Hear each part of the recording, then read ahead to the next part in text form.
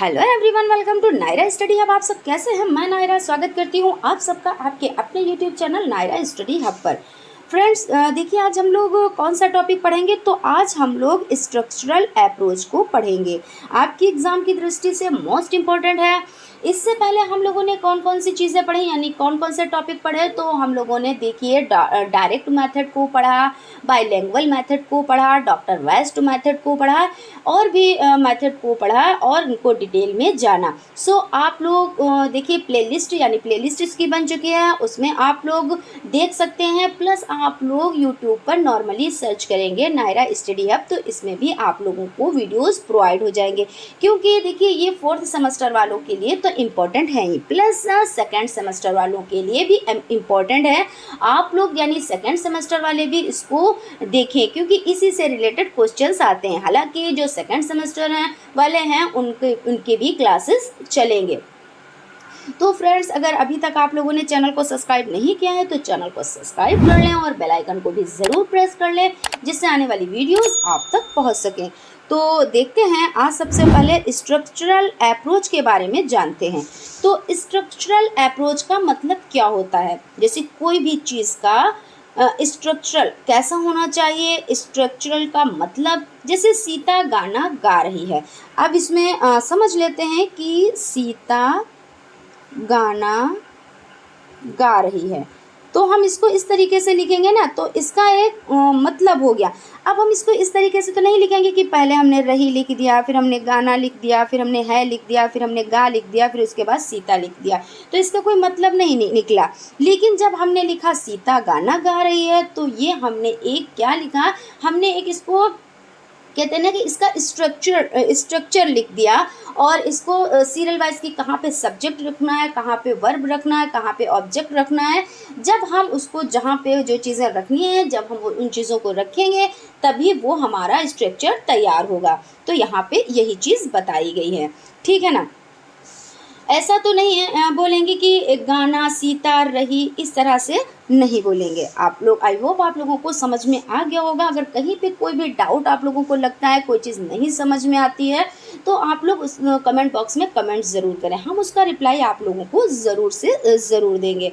उसके बाद अप्रोच के बारे में समझ लेते हैं। अप्रोच का मतलब क्या होता है? तो अप्रोच का मतलब, जैसे कुछ चीज़ें ऐसे, जैसे टीचर क्लास में जाते हैं तो कुछ चीज़ें बच्चों को आती होंगी, ऐसा टीचर सोचते हैं कि हाँ ये चीज़ तो बच्चों को आ रही है। जैसे कि मान लीजिए कि मैथ टीचर पढ़ा रहे हैं, तो यहाँ पे कि ये जोड़ का है, ये घटाने का है, ये गुणे का है, ये भाग का है, तो इस तरीके के वो सोचते हैं कि इस तरीके के जो बच्चे हैं इनको ये सब सिंबल भी पता है, और सिंबल के बाद ये जोड़ भी कर लेंगे, घटाना भी कर लेंगे, गुणा भी कर लेंगे, भाग भी कर लेंगे।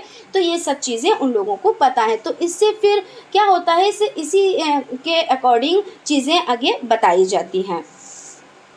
तो और भी देखिए इसमें क्या होता है कि इसमें ये हो जाता है कि और भी चीज़ें बच्चों को आसानी से, यानी उनको समझाने में मुश्किल नहीं पैदा होती है। क्योंकि पहले क्या होता है, बच्चों को जो चीज़ें आ रही हैं उससे जोड़कर टीचर आगे उन चीज़ों को पढ़ाता है, ठीक है ना।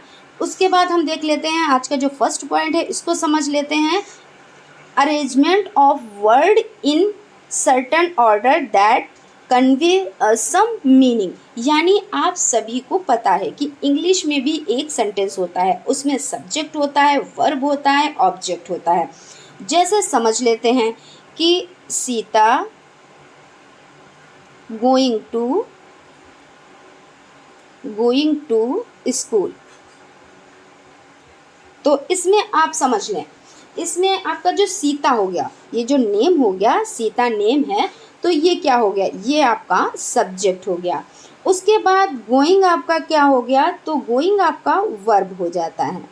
और टू स्कूल क्या हो जाता है, तो टू स्कूल ऑब्जेक्ट हो जाता है। तो इस तरीके से आपने जब इसको कैसे रखा, स्ट्रक्चर, मान लीजिए इसका स्ट्रक्चर आपने रखा, और कहाँ पे सब्जेक्ट रखना है, कहाँ पे वर्ब रखना है, कहाँ पे ऑब्जेक्ट रखना है, आपको पता होगा, तभी आप चीज़ों को रख पाएंगे। यही देखिए, और इसको अगर आप ऐसे लिख देंगे कि स्कूल पहले लिख दिया, फिर गोइंग लिख दिया, फिर टू लिख दिया, फिर सीता लिख दिया, तो वो आपका स्ट्रक्चर नहीं माना जाएगा, ठीक है ना।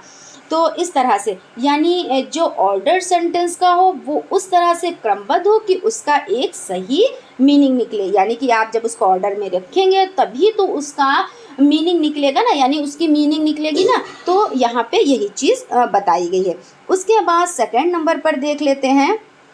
सेकंड नंबर पर आपका हो जाता है different arrangement of words convey different meaning. यानी देखिए अरेंजमेंट हो, यानी डिफरेंट डिफरेंट अरेंजमेंट होगा तो उसकी मीनिंग भी डिफरेंट डिफरेंट यानी अलग अलग निकलेगी। यानी कि जब आप अरेंजमेंट कायदे से नहीं करेंगे तो जितनी बार जिस तरह से आप अरेंजमेंट करेंगे उस तरह से उसकी मीनिंग निकलेगी। तो इसको समझ लेते हैं। जैसे ही इज़ वाइज, तो वो चालाक है, ठीक है ना, वो चालाक है। इज ही वाइज, आप देखिए इज को पहले लिख दिया, उसके बाद ही को लिखा और वाइज, क्या वो चालाक है। अब देखिए इसका सेंटेंस बदल गया ना, कि यहाँ पे आप क्वेश्चन मार्क लग गया कि मतलब क्या वो चालाक है। उसके बाद देखिए वाइज हीज, अब यहाँ पे एक्सक्लेमेटरी चिन्ह जो है यानी निशान सिंबल लग गया। तो यहाँ पे क्या होता है, जैसे कोई चीज़ अचंभे में सुनी जाती है, जैसे कोई बहुत ज़्यादा खुशी की बात, बहुत ज़्यादा गम की बात, तो जैसे कहते नहीं अरे ये सब कैसे हो गया, जैसे कोई बहुत खुश होता है तो हुर्रे, इस तरीके से। तो ये सिंबल यानी ये चिन्ह लगता है। तो देखा कि मतलब तीन हैं सेंटेंस, तो तीनों में फ़र्क हो गया। उसके बाद चलते हैं, देखिए और क्या होता है, जो भी सेंटेंस होता है उसका अलग अलग अर्थ निकलता है और आप इसको देख सकते हैं ना, इसको आप लोग देख सकते हैं। उसके बाद है new approach and oral approach, listening and speaking. इसमें क्या है कि लिसनिंग और स्पीकिंग इसमें क्या होते हैं, तो मस्ट होते हैं। और इसके जो इनके जो अप्रोच हैं तो वो ओरल अप्रोच भी होते हैं, ठीक है ना। जैसे ओरल अप्रोच हो गया, न्यू अप्रोच हो गया और लिसनिंग अप्रोच हो गया। और जो इसमें लिसनिंग और स्पीकिंग अप्रोच है तो इसमें सबसे मस्ट हो जाता है। उसके बाद देख लेते हैं learning to foreign language, mastery of structure is more important than the vocabulary. यानी कि देखिए इसको समझ लेते हैं। तो इसमें क्या चीज़ हो गई कि यहाँ पर कहा गया है कि किसी भी विदेशी भाषा को सीखने के लिए उस पर आपको मास्टरी होनी चाहिए कि कहाँ पर किसको रखना है। ये नहीं ज़रूरी है कि आपकी वोकैबुलरी यानी आपको कितनी वोकैबुलरी आपकी फुल है, ये चीज़ यहाँ पे नहीं देखी जाती है। यहाँ पे ये है कि आपको कितना, जैसे कि आपने कितनी मास्टरी ली है, आपकी मास्टरी मैन यहाँ पे हो जाती है। जैसे आपने देखा होगा कि मान लीजिए अमेरिका में, वहाँ पे क्या होता है कि बच्चों को क्या ग्रामर पढ़ाई जाती है, और बच्चे जैसे ही जन्म लेते हैं और अपनी माता से मतलब ये अपनी माँ से सीख जाते हैं कि हम लोग यहाँ पे पानी बोलते हैं, वो लोग वहाँ पे वाटर बोलते हैं। उनको ये तो नहीं सिखाया गया कि ये पानी इसको वाटर कहो, या और भी कोई चीज़ है। जैसे बहुत सी चीज़ें, सारी चीज़ें वो लोग इंग्लिश ही में तो बात करते हैं। तो अब पेड़ है तो वो उनको ट्री ही कहेंगे, पेड़ नहीं कहेंगे, हम लोग यहाँ पेड़ कहेंगे। तो क्या उन लोगों को सिखाया गया? नहीं। लेकिन उनकी जो मतलब वो बोल रहे हैं, उनके यहाँ स्टार्टिंग से बोला जा रहा है तो वो उन लोगों ने सीख लिया। तो इसमें ज़रूरी तो नहीं है कि उन्होंने ग्रामर पढ़ी है या उन्होंने और भी चीज़ें पढ़ रखी है, उनकी वोकैबुलरी कितनी है, ये चीज़ नहीं, उनकी हैबिट है, वो लोग बोल रहे हैं तो वो लोग अच्छे से इंग्लिश बोल लेते हैं। तो यहाँ पे ये चीज़ हो जाती है। फिर उसके बाद देखिए मीनिंगफुल सिचुएशन, यहाँ पे थोड़ा सा नज़दीक हो गया, आप लोग समझ लीजिएगा। ये मीनिंगफुल अलग हो जाता है, सिचुएशन अलग हो जाता है, ठीक है ना। तो यहाँ पे हम लोग देख लेते हैं in this approach the teacher is expected to create meaning situation that makes the teacher's work interesting and the student are able to learn the structure very well। यानी कि यहाँ पे क्या है कि यानी जब स्कूल गए तो टीचर आपको मीनिंगफुल तरीके से मीनिंगफुल तरीके से समझाएगी। जैसे कि इस तरीके से समझाएगी कि आप स्कूल से घर गए तो उनकी माँ ने यानी आपकी माँ ने उनका यूनिफॉर्म चेंज किया। बच्चों को देखो टीचर समझा रही हैं कि यूनिफॉर्म चेंज किया, उनको खाना खिलाया, उनका होमवर्क कंप्लीट कराया। तो ये सब चीज़ें बच्चे को इंग्लिश में सिखाई जाती हैं। बच्चे क्या करते हैं कि बच्चों को अच्छे से समझ में आ जाती है, क्योंकि ये रोज़मर्रा की कहानी होती है। और जब टीचर बच्चे से रोज़ की जो आदतें होती हैं, जो उनके साथ रोज़ हो रहा है, मतलब कि हर दिन पे वही चीज़ें हो रही हैं कि वो स्कूल से घर जाते हैं, फिर उनकी माँ उनका ड्रेस चेंज करती हैं, यानी यूनिफॉर्म चेंज करती हैं, फिर उनको खाना देती हैं, फिर उनका होमवर्क कराती हैं। तो इस तरीके से जब एक चीज़ को बार बार रिपीट किया जाएगा, वही चीज़ें रोज़ बताई जाएंगी, तो बच्चे को क्या होगा, इंग्लिश अच्छे से समझ में आ जाएगा। और ये सब चीज़ें कैसे बतानी है, तो इंग्लिश में बतानी है, ठीक है ना। अब हम समझ लेते हैं नेक्स्ट पॉइंट को।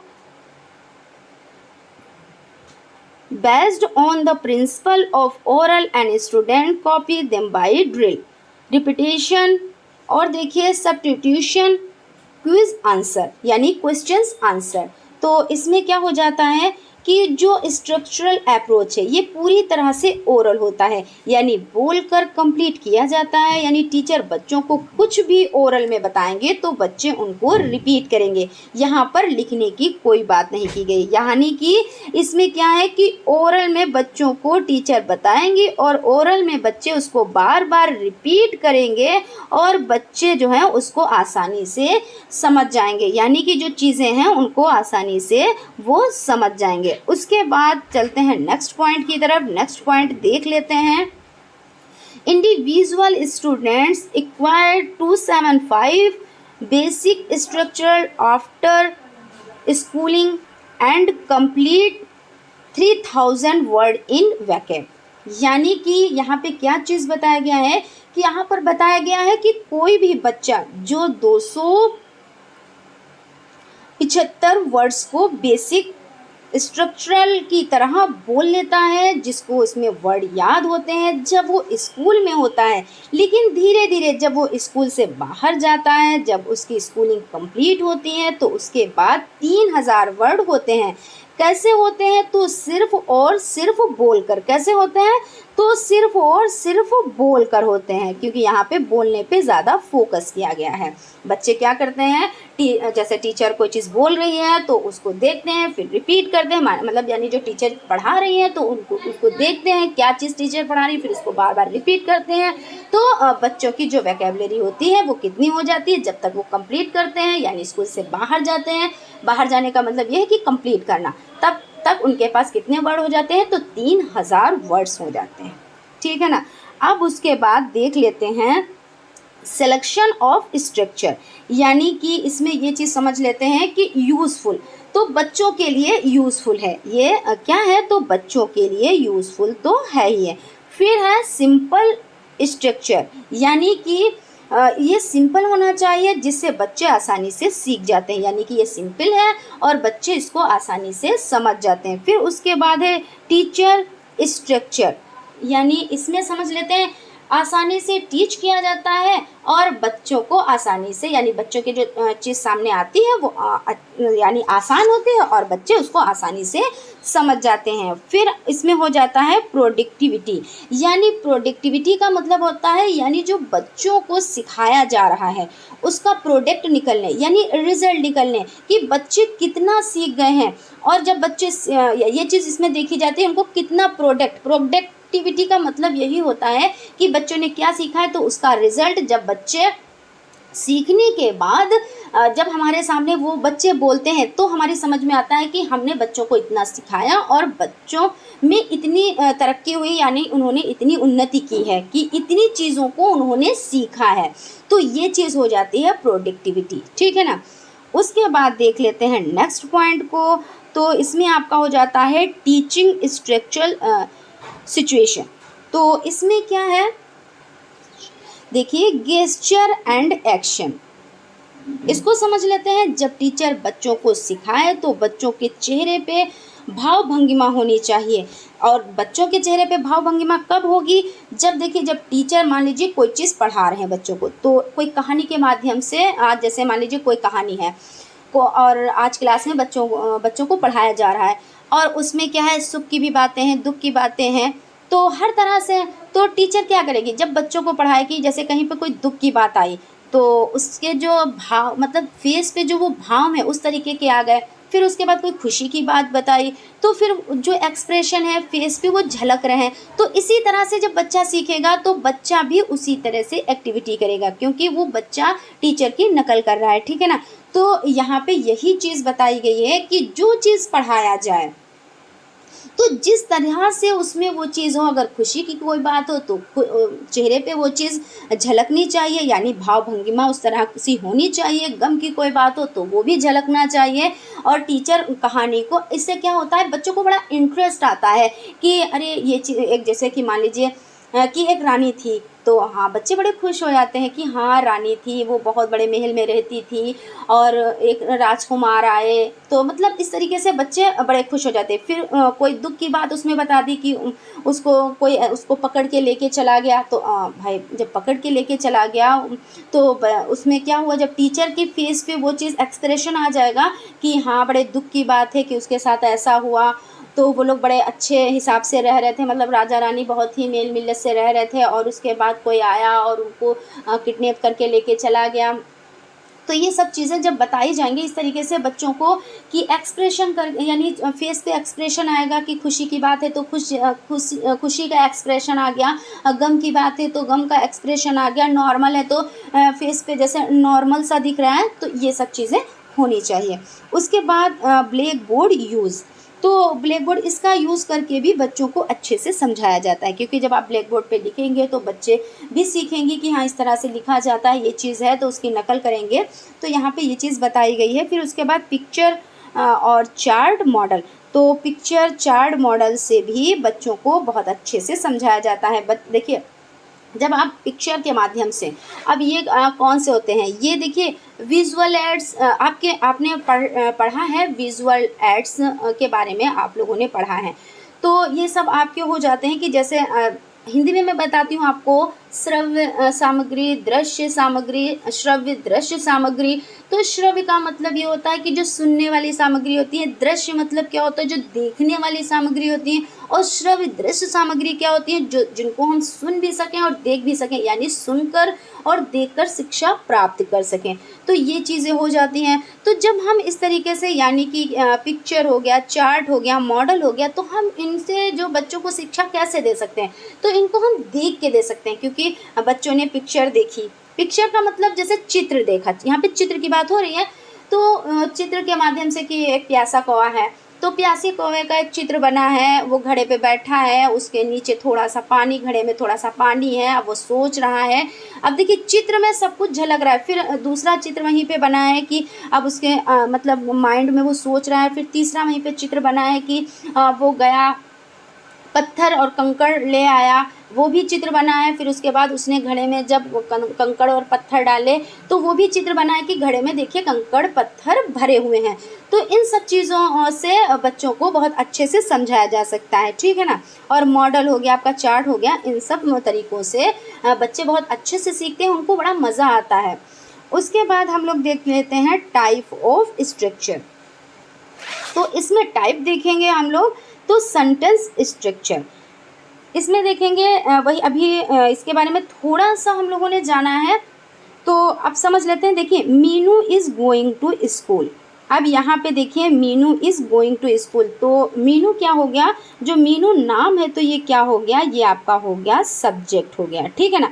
फिर उसके बाद गोइंग आपका क्या हो गया, तो इस गोइंग आपका हो गया वर्ब हो गया। और उसके बाद आपका टू स्कूल क्या हो जाता है, तो टू स्कूल आपका क्या हो जाता है, तो ऑब्जेक्ट हो जाता है।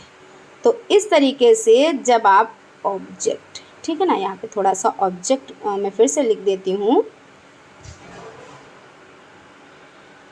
ऑब्जेक्ट, ठीक है ना। तो इस तरीके से जब सब्जेक्ट कहाँ पे यूज़ करना है, वर्ब कहाँ पे यूज़ करना है, ऑब्जेक्ट कहाँ पे यूज़ करना है, तो बच्चों को क्या होता है, जब इस तरीके से बताया जाएगा तो बच्चे भी उसी तरीके से समझेंगे। उसके बाद क्या है, फार्मूला स्ट्रक्चर। तो इसमें क्या होता है, इसमें अलग अलग बोलेंगे तो मीनिंग यानी मीनिंग नहीं निकलती है, लेकिन जब एक साथ बोलेंगे तो मीनिंग निकलेगी। जैसे गुड और मॉर्निंग, तो गुड को अगर अलग बोलेंगे, मॉर्निंग को अलग बोलेंगे तो नहीं। जब हम गुड मॉर्निंग बोलेंगे तो ये मतलब सुबह की नमस्ते हो गई। गुड नाइट, तो गुड को अलग बोलेंगे, नाइट को अलग बोलेंगे तो नहीं, जब उसको साथ में बोलेंगे गुड नाइट तो जाता है, तभी तो बोला जाता है गुड नाइट, तो वो चीज़ हो गई। फिर थैंक यू, यानी थैंक और यू जब एक साथ बोलेंगे यानी कि शुक्रिया, तो ये चीज़ यहाँ पे हो गई। उसके बाद चलते हैं नेक्स्ट पॉइंट की तरफ।